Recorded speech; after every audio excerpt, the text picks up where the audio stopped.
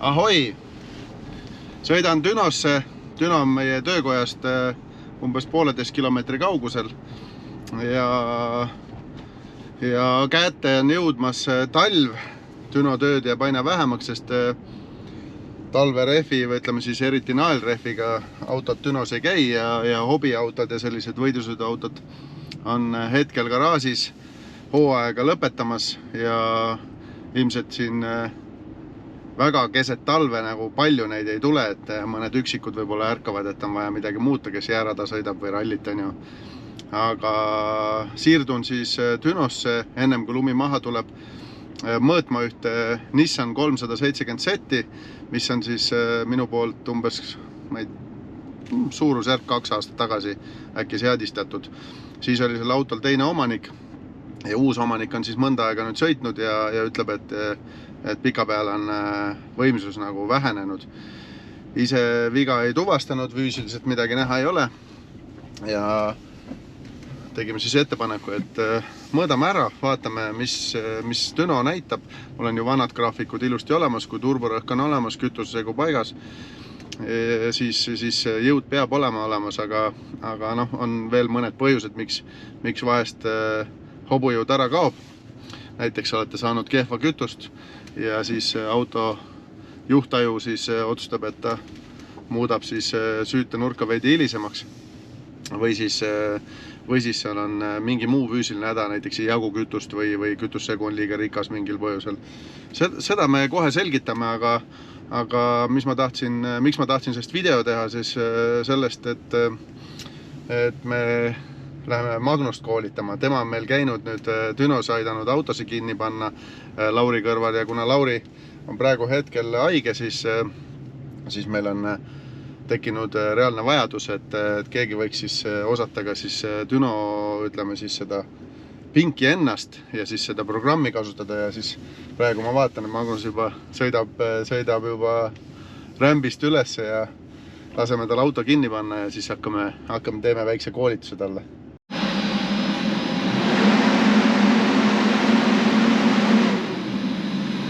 Võid kinni vaidada praegu punas, ne?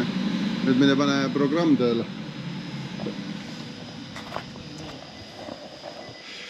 No näed. Oota. Jah, numbrid peab peitma. Teen siis väikest koolitust.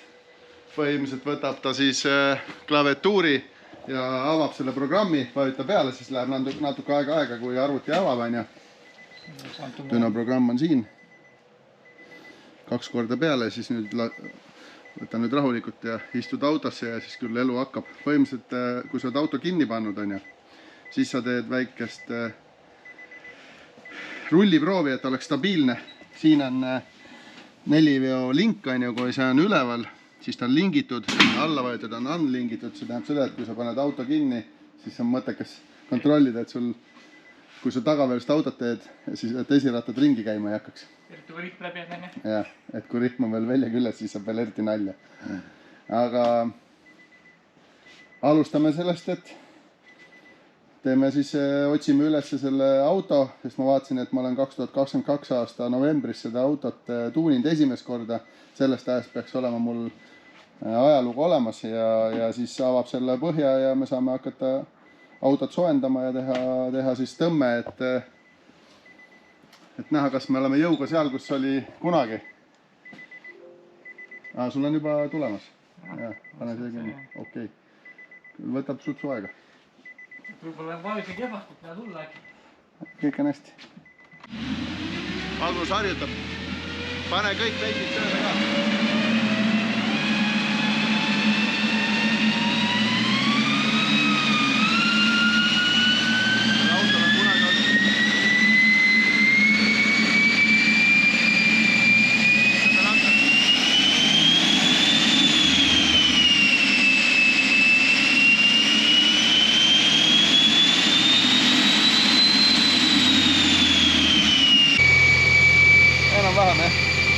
Vajuta.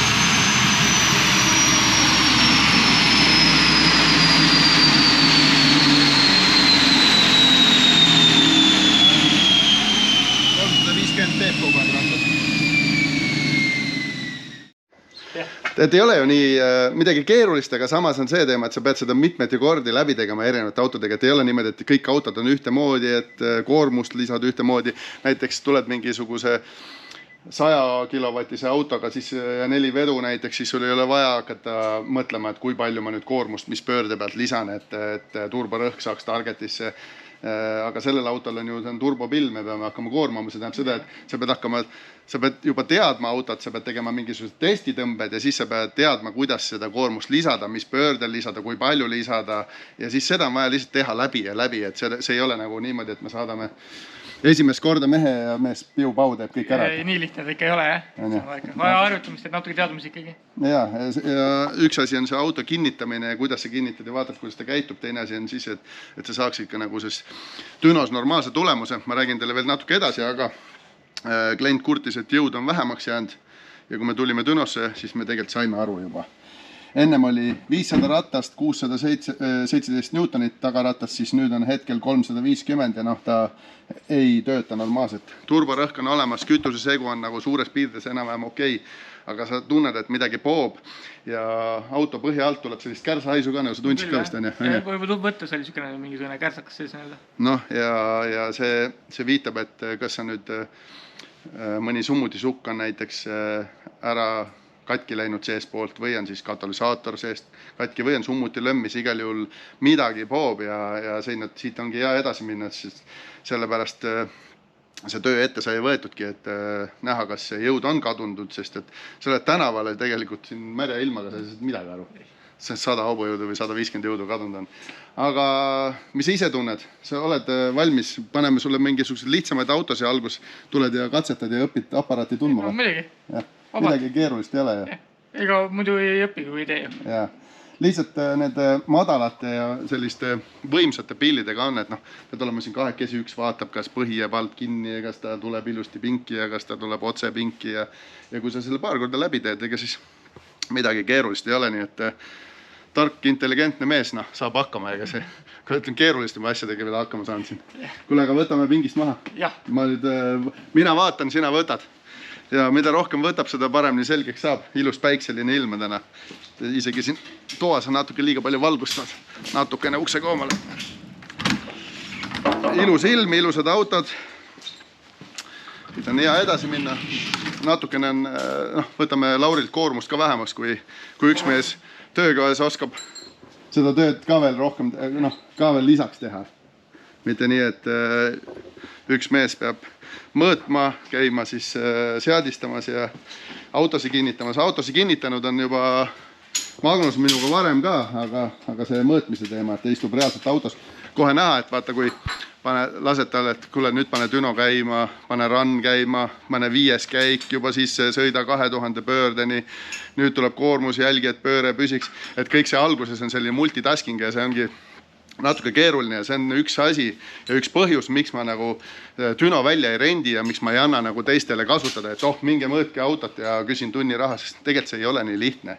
Sa pead inimeste usaldama, siin on üks vale liigutus ja mul on siin kallis tööriist katkini, et sellepärast ma pigem hoian seda ainult oma kasutuseks ja oma maja kasutuseks ja kui on väga vaja, siis ma tean inimesi, kes saavad hakkama ja keda võib usaldada. Aga siit on hea ots kokku tõmmata. Magnus sai hästi hakkama. Paneme ta kohe järgmise autoga siia pinki ja las harjutab ja õpib, sest ega siin küllal liiga ei tee. Mina lähen tagasi töökotta ja vaatan, mis seal põnevat toimub.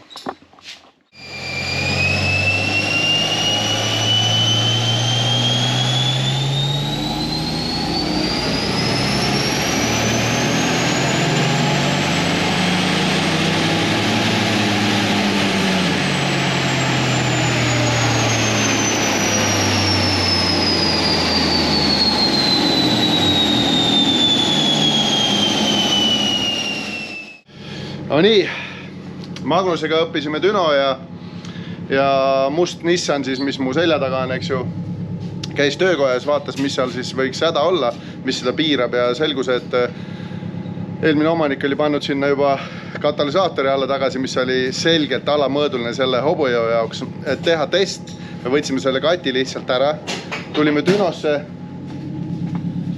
auto kohe ärkas. Põhimõtteliselt 418 ratast, 540 newtonmeetrit ja seda ainult katalüsaatori eemaldusega. Ja siis ma hakkasin mõtlema, mis oli erinev sellest hetkest, kui see auto käis 2 aastat tagasi ja tuli meelde, et tal oli ennem turbot Westgate'i külles oli Screamer pipe, mis põhimõtteliselt lasi heitgaasi õue ennem väljalaskesüsteemi ja see vähendas totaalselt seda väljalaske stressi ja vastusurvet ja sellepärast selle autol täpselt sama turborõhuga, mis täna oli üle 500 hobujõu ratast ja miks täna ei ole ja selleks on konkreetne põhjus, sest sellel autol on sisuliselt enamus summutist keskel põhja all on originaal ja see on mõeldud 300 hobujõudu. Isegi hästi, et nii palju tuli. Nüüd on 418 hobujõudu ja kui nüüd klient arvab, et võiks ikka olla see 500, mis seal kunagi oli, siis on selge, et tuleb ette võtta see väljalaske upgrade. Aga meie poolt kõik. Magnus võtab auto maha. Minul on õues uus projekt. Teie minge meie kodulehele, ostke Nenni, kindlasti YouTube'i, jagage linki, subscribe, et kohe tuleks ka teade, et uus video on üleval ja näeme jälle. Lehva. Tšau!